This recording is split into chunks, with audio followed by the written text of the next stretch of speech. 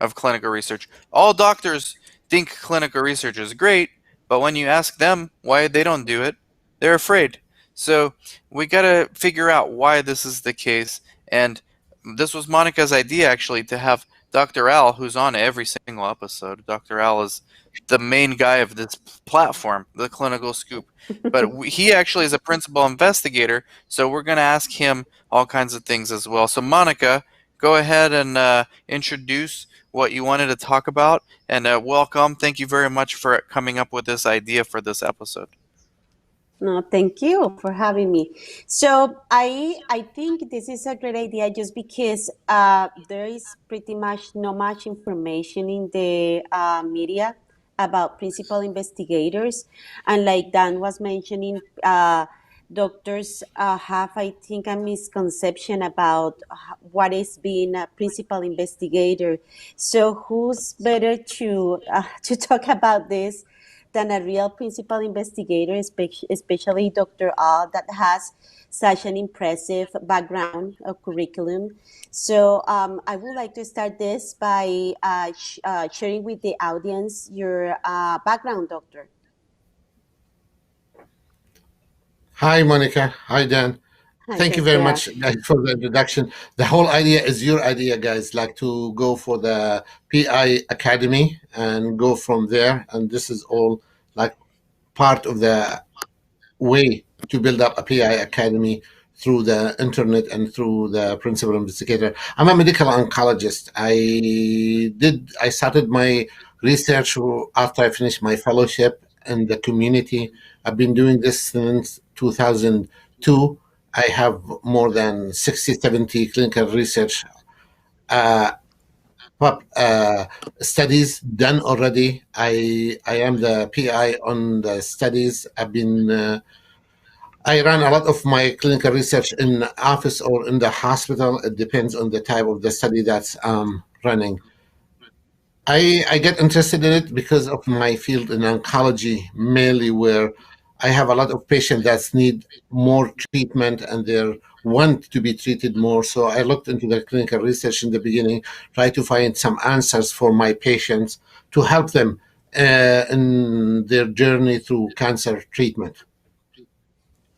So the million-dollar question will be, what make you pull the trigger to finally become a principal investigator? Mainly, the research is kind of complementary for medicine for me. And if you're not doing research, you're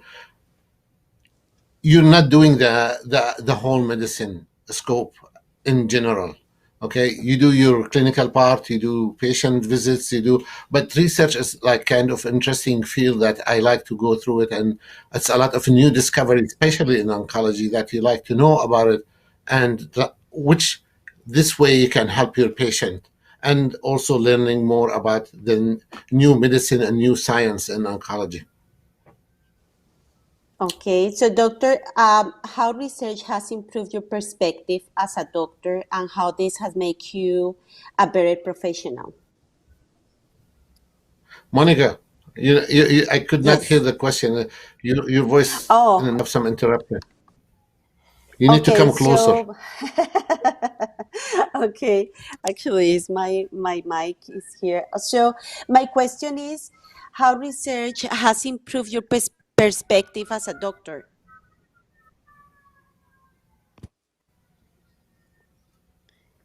Can As you a hear doctor, me? what? I can hear you, How but I think research? Okay, so how research has improved your perspective as a doctor? I'm, as I told you, the research is part of the complementary for the clinical medicine. You will not be able to do your home medicine if you're not going to do research with it, because this is where you can find, especially in oncology field, more answers, more solution for your patient, more treatment for your patient. I've been very satisfied with my experience in research. My patient has been very satisfied with my experience in research and their experience in research. So you think that like research should be something essential in for clinicians? I think it is essential now for clinician. And I think every physician who's doing clinical medicine need to be experienced in research and doing research for his clinic, for his patient, to help patient in different areas of medicine. I think clinical Yeah. research is the optimal thing that you can add to your clinical experience by integrating it to your clinics.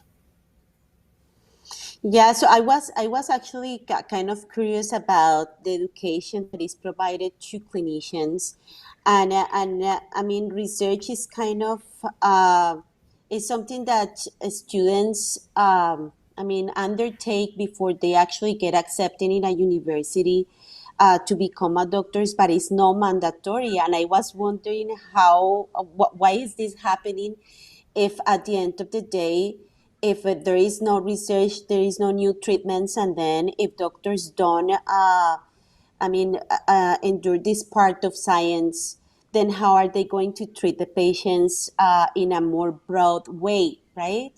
So Yes, what would you say to doctors who are not interested in research? you can't force anyone to do what you want to do, okay? Mhm. But I think in general, for me, the research is very clinically, medically satisfying job, as aside of my me seeing the patient and working with the patient, doing research per se, it is complementary for medicine. I think everyone who doesn't want to take a look at research or do research, I think they need to investigate it, find about it what it is. If they don't have experience, and there is a lot of way they can get experience in that field. Research is Okay, scary so for physician. I'm sorry, go ahead, Monica. no, doctor, go ahead. Sorry. Research is kind of scary for physician because of the responsibility that takes with it, and because of the time that can take it. Is it time consuming? Yes. Checking the patient, examining the patient, and monitoring the patient for side effect. Patient may come to your visit more often than regular patient that you see under the treatment. So you need you may find a new side effect for in the patient that you never saw it before, you never experienced it before, that you can find out with this type of patient who's in research. And that's why uh, some physician will be some physician will be reluctant of integrating the research into their clinic. That's why you see mainly research in academic center, not in community centers, because of the responsibility that comes with the research. Yeah, and one of the issues with the industry is that pharma companies, they're the sponsors of these studies. So what they really want to see, they want to see more minority participation in clinical research. They want to see more research naive patients participating. And if we continue to use the same physicians for every study, we're just going to end up getting the same patients in the studies. And this is not what pharmaceutical companies want. They want new people. They want diverse people. They want minorities. They want all different kinds of nationalities and backgrounds and races to be in the studies. They don't just want the regular uh, I mean traditionally clinical researchers, majority of the participants are white. And that's been a problem, white and in big cities, and that's been a problem within the pharmaceutical industry. It's a well-known problem that's been around since the beginning of clinical research, for many reasons, which you know we can get into in future episodes. But trying to solve these problems, I think the solution is getting physicians, research naive physicians, especially the ones that work in minority populations, to do clinical research, because that's how you're going to get these minority patients enrolled in these studies. So it's very important here when we're talking about training investigators, training doctors to be PIs. It's not just to help that doctor make a better business. I mean, yeah, that's of course that doctor wants that. It's a good thing, I'm a capitalist. I believe in this. But really, we're helping society because we're testing on a more diverse population of patients, and now we get a better understanding of how this medication works in African Americans, in Latin Americans, not just on Caucasians. And so this is a much bigger opportunity than it seems on the surface.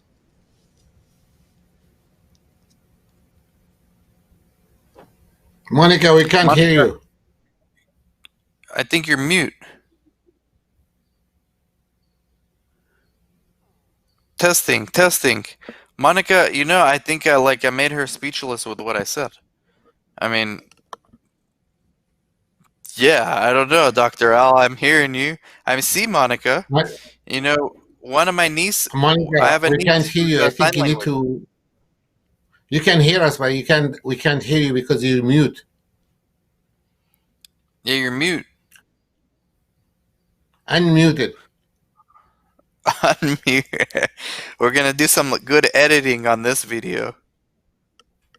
Podcast. This is we got it while we're waiting for Monica to fix her mic. We have a podcast, The Clinical Scoop. We have a YouTube channel, The Clinical Scoop. We have a website, The Clinical Scoop. We have a Facebook. I think we have a Facebook. I have to confirm with Monica if we have a Facebook page, Clinical Scoop.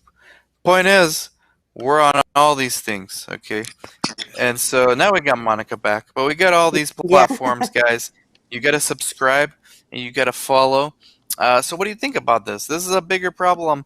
The physician, it's an opportunity as well. If you're a physician and you working in a private practice, you have so much value when it comes to clinical research. You don't even have an idea. And this is why we brought on Monica and Dr. Al to tell you guys just what kind of opportunity you have. So, what do you think? I totally agree with what you're saying, Dan, because I mean, this will solve a lot of problems. It would help immensely the research and bring better treatment for everybody, not just for one community. I mean, if people participate, like the minorities, including doctors and patients, participate in research, this will highly benefit not just the pharmaceutical industry, but at the end of the day, the ones that need the treatment are the population. So it will increase quality of life for everybody. And I think doctors should participate because it's essential as doctor to be part of research. It's essential to learn new treatments, and then by being part of research, the doctors are going to expand their knowledge and know the latest technology for that specific therapeutic area. And like Dr. Al was saying, that he started because he wanted to provide better treatment for his patients. And I mean, now I was impressed with your curriculum, but this even impressed me more because you did it for your patients rather for your own financial gain. You know, it's a financial gain there, like support for there, but also this is on the time that you need, how much you need to provide. Okay, how much you need to provide, how much time you can provide. This is where you come the financial. So there's some physician that quit all the clinical and they were doing research for their financial gain. But for me, I try to find out what's my population and try to attract that clinical trial that work for my population of patients. What kind of cancer I have, mainly what patient that have need help in something. If I can't help them, I send them for other center that they have this kind of studies. Especially now, there is a lot of company that providing different type of study and where you can locate it in your area for your patients. So that's what can help the patient more. And being a physician and clinical investigator is very important for the community because that's help in improving patient quality of life, patient response to treatment, and also will add to the, as Dan said, to the information that we have there about different population and different races that we need to collect information about them. So That's then at the right. end The of the day, more the more it will diverse. result in more in better treatments, more quality of treatments that work for everybody. But especially with this era of oncology, mainly I'm talking about oncology because we have a lot of new treatment that's less side effect. I'm sorry, less side effect than the traditional chemotherapy with a new tyrosine kinase inhibitor, a new anticytokine, new angiogenesis medication, new immunotherapies. With they have less side effect. They have significant side effect, but less side effect in general on the patient, and impact on the quality of life and morbid condition of the patient than traditional chemotherapy we used to do in the past. So the patient, they like it. They like to go through this kind of treatment, and instead of going through the chemotherapy that's going to make them have nausea, vomiting, and make their provide hair loss or much more severe side effect on them. So that's another option that you can offer your patient in oncology, at least these kind of alternative treatment for cancer. Yeah, this problem, this opportunity slash problem, because it's the same thing, it's I mean it's across all of clinical research, but it's especially obvious in oncology because in oncology, I mean you know this, Dr. L, the number of community-based oncology centers is decreasing, and we have these big academic institutions, hospitals, but the small community-based oncologists, they exist, but we need more of them to do research. Because when it comes to clinical research, the main ones you see are the same ones doing it all the time. All the academic medical centers, the hospitals. You don't really see the community-based oncologists also doing clinical research. So we need more of that because oncology is always the biggest field in research. Every year, it's the biggest field. And it's extremely evident in oncology, which is why on this Clinical Scoop show, we talk a lot about oncology. I mean, the first episode last week, Dr. Al and I did. It was all about oncology.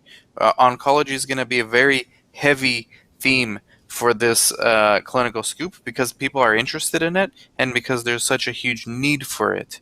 But no matter what your specialty, oncology, gastro, psychiatry, doesn't matter. The fundamentals of clinical research are the same. The fundamentals of being a principal investigator are the same. So we have a principal investigator academy that we launched with Monica. Monica's actually the main teacher, the main instructor. But we've got Dr. Al as a lecturer as well. I get on there. We have other people from the team. So talk a little bit about this, about the PI Academy. When did this idea come up? I know both of you, we sort of all had this idea and came together separately. But Dr. Al, let's start with you first. When did you see that this was a need to bring on physicians, teach them how to do research so that we can show them that hey, you can actually do this. It's not like it's this lofty goal that is unachievable. I'm doing this. You can do this too. So when did you realize that this was an opportunity? I have this idea for a long time because whenever I go to conferences in oncology, like the American Society of Oncology, American Society of Hematology, we see all these big articles, big research that's coming only out of the uh, academic centers. Okay, and you look at the community. I'm doing research, but I have not been able to publish because I do not have the ability or the population of patients. So I try to approach a few physician oncologists to ask them to join me in doing this kind of research, and most of them, they were reluctant about it because of the responsibilities and because of the like this. So at this at this point where I start thinking about educating this physician, put them through some kind of education that will make their job and their learning curve faster and easier.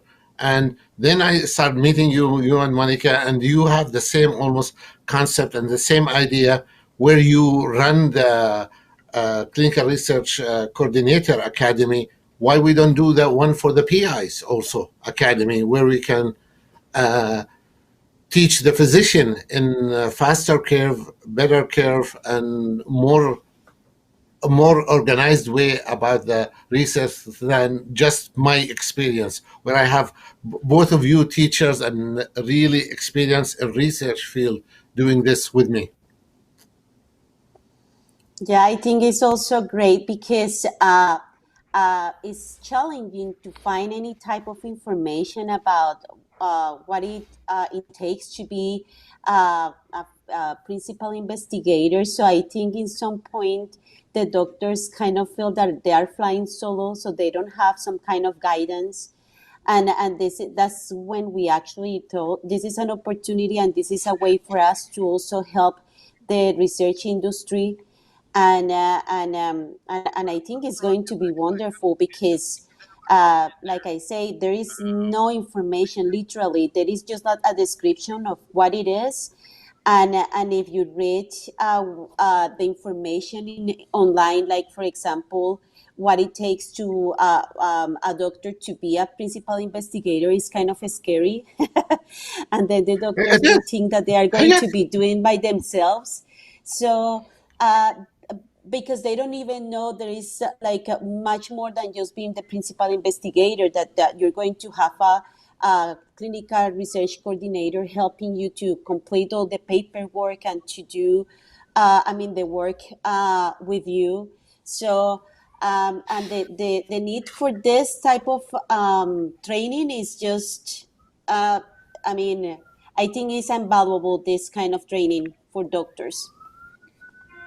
I think being a principal investigator, what scared the most about it for the physician is like these all these trials or all this research is monitored by the FDA.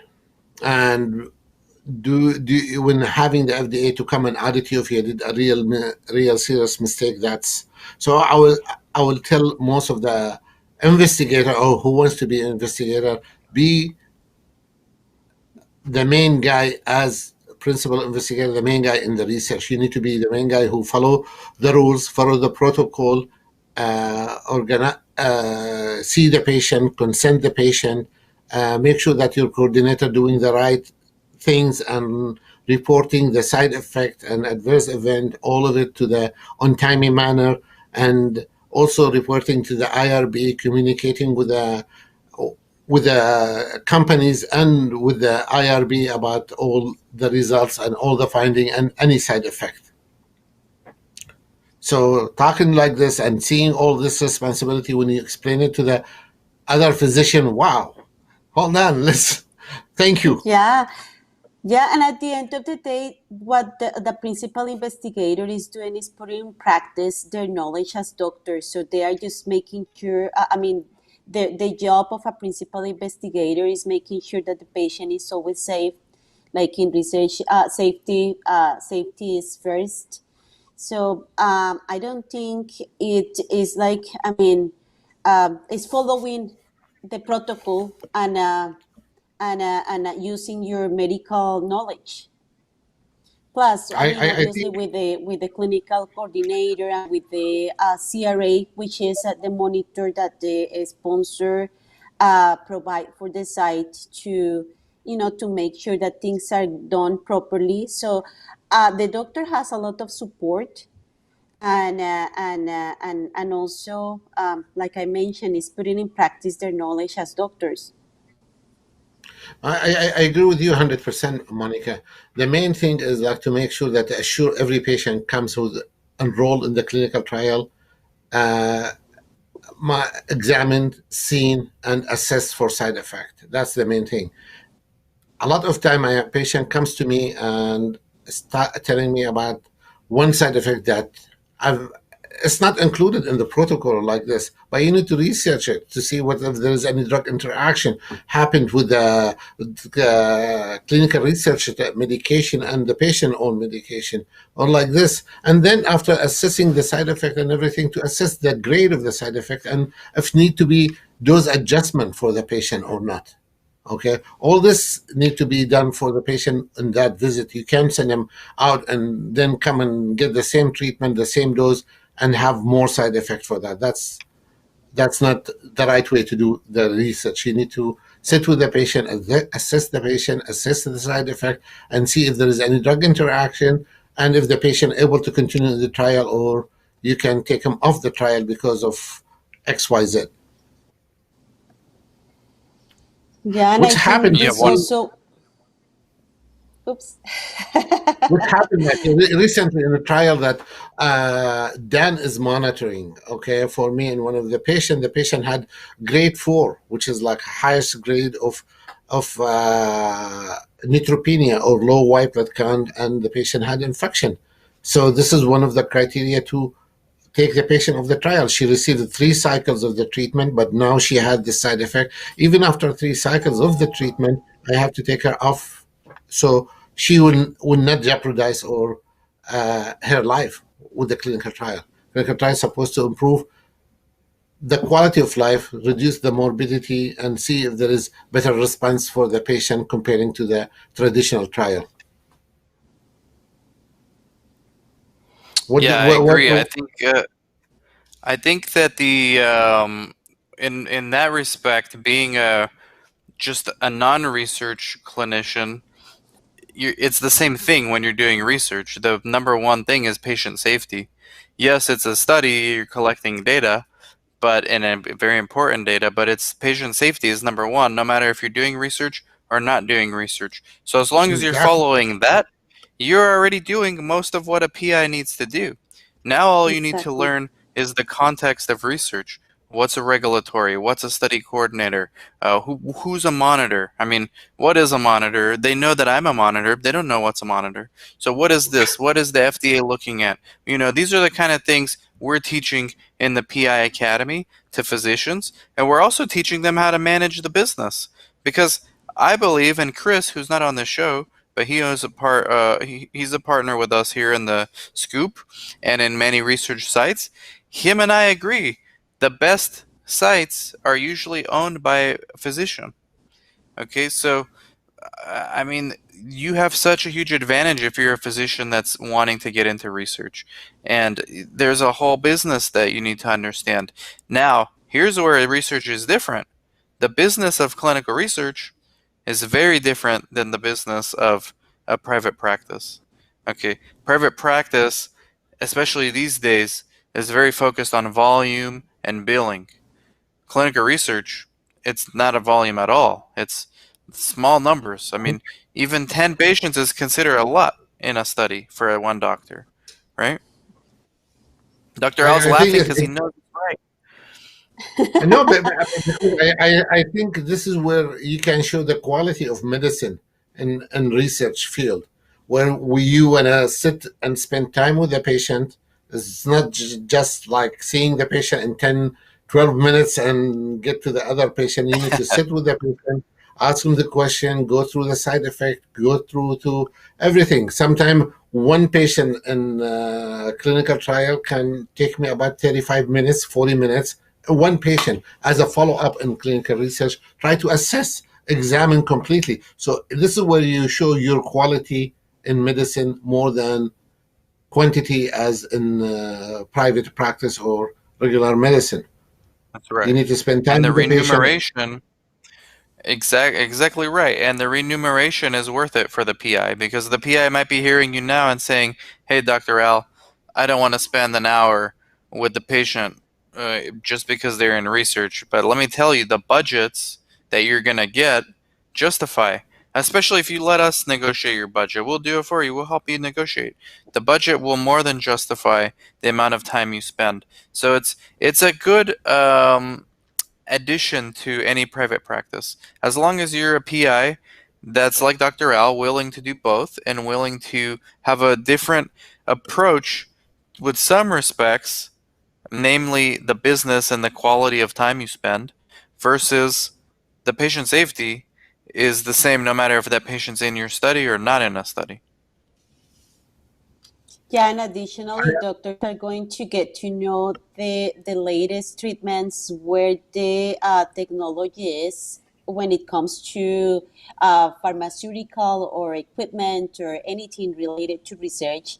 And I think that's something that will enhance the education that the doctor already have, and will make it even more a more desirable professional, because you're offering your patients much more than any regular doctor does.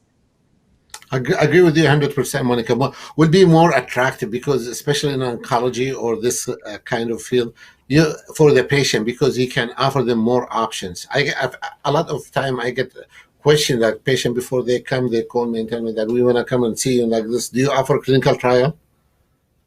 Okay, I told him, it depends. No, Wow. seriously, they ask me because they coming. They don't want to. I'm closer for them. I'm next to their house. They don't want to spend 45 minutes, an hour driving to Duarte or to Santa Monica to see a physician there. While they can come to me in about 5-10 minutes and see me here.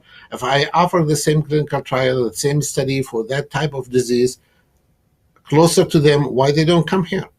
Why they were not? So they asked, do you offer clinical trial? Because we know that my mother have stage 4 cancer and she gonna go through the first line of treatment, second line, but after that we need to extend her life. We need her to be around for longer time as much as we can. So we want her to go through the clinical trial. If you have good clinical trial, easier clinical, more clinical option for treatment for the patient, I'm more than happy to come to you. So it is, you'll be, as you said, more attractive for the patient and their family to go to come to you and seen by you and go through their trial in your office instead of driving to tertiary care center or the academic center where they can get the same clinical trial while you can do it in the community. And that's exactly why pharmaceutical companies will love you if you can demonstrate that you understand research and that you have a research naive population that is wanting to go to you because of convenience. Because another issue in clinical research is patient retention. So if I have to go to Santa Monica every week and I have to sit in 2 hours of LA traffic each time I go, how long is that going to last? I mean, all it's going to take is me to have one bad day, and I'm going to tell myself, I'm not going to go there. I'm done with this study. As opposed to with Dr. L, 10 minutes, 15 minutes away. So this is why we need more clinics in the communities. We can't just have everyone going to the same academic medical centers because people live all over the place. They're not all concentrated in one spot. And this is exactly why. I mean, if you're watching and you're in a rural place, like in middle America somewhere, it's even better. There's nothing nearby, not even academic medical centers. So you're going to be the only option in that town, which is exactly why pharmaceutical companies will love you. This is what they want. This is called patient centricity. And we're going to be talking a lot more about these kind of things, especially pertaining to study results. And you'll see, if you're a physician listening, watching, you'll start to see if you start tuning in regularly. Not only are we going to be discussing clinical outcomes from studies, but you're going to be hopefully integrating it into your head how you can start offering these services, because maybe your patients are already asking you, do you offer clinical trials? Right? And now you can say yes, or you can say, I'm learning from Monica and Dr. Al. Something else, Dan. Part of the discussion we were having it before we go up in the podcast, other than educating or teaching the physician through the PI Academy or Principal Investigator Academy, is also they have the option if they want to do research in their office and they don't have the capability, we can go there and provide a PI, and they can be a sub PI and do clinical coordination for them and run the clinical trial through their office. Okay, and you know, and they are the clinic that providing the patient, and we are the investigators and the one who's doing the research in their office and giving this option for their patients. That's correct. Very good point. And it almost doesn't matter where you are in the country. We can help teach you how to set up your clinic. Um, but yes, very good point. I think you're exactly right with that. And people need to think about these practical things. Like, okay, Dan, that sounds good, Dr. Al. Uh, what do I do next? Well, what you do next is join the PI Academy because you have to learn the fundamentals. Okay, and then you're gonna learn. Okay, this is what I need for my equipment. If you already have a private practice, you already have all the equipment you need, more or less. You just need to tweak a little bit. You need a locked drug room, the different kind of things. But basically, you have it. It's nothing complicated. You're not building SpaceX with Elon Musk. Well, we can come and visit and see how we can optimize the site for the clinical research. And they want to run it. More than happy to let them run it if they're able. If they don't have time, they need coordinator. We can help them in arranging for the whole thing. Me and Dan and Monica. That sounds good. Exactly. Anything else, Monica? Anything else, No, Dr. that's Al or it for Monica, me. you want to add? We pretty much are going to be holding doctor's hand until they feel We're gonna be doing comfortable it, and enough. Mhm.